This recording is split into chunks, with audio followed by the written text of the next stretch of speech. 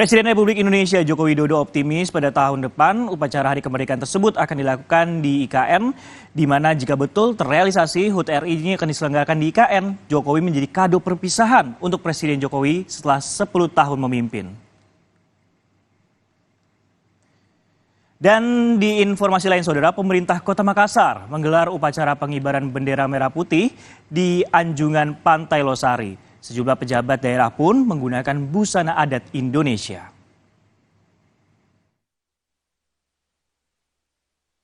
Wali Kota dan Wakil Wali Kota Makassar tiba di Anjungan Pantai Losari, Makassar dengan menggunakan baju adat Bugis Makassar sebagai simbol kebanggaan pada adat istiadat daerah Sulawesi Selatan. Tak hanya Wali Kota dan Wakil Wali Kota, seluruh pejabat eselon dan tamu juga menggunakan baju adat dari berbagai daerah. Ini merujuk pada pakaian yang dipakai pejabat negara dan presiden di Istana Negara yang menggunakan baju adat daerah.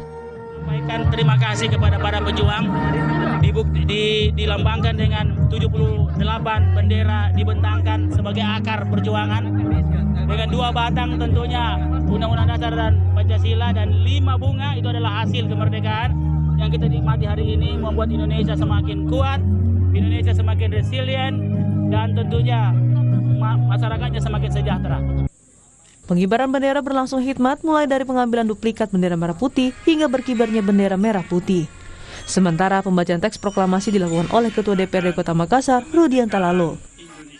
Harapannya di HUT Kemerdekaan ke-78 RI tahun ini Indonesia bisa menjadi kuat dan semakin sejahtera. Tim Liputan, Kompas TV Makassar, Sulawesi Selatan.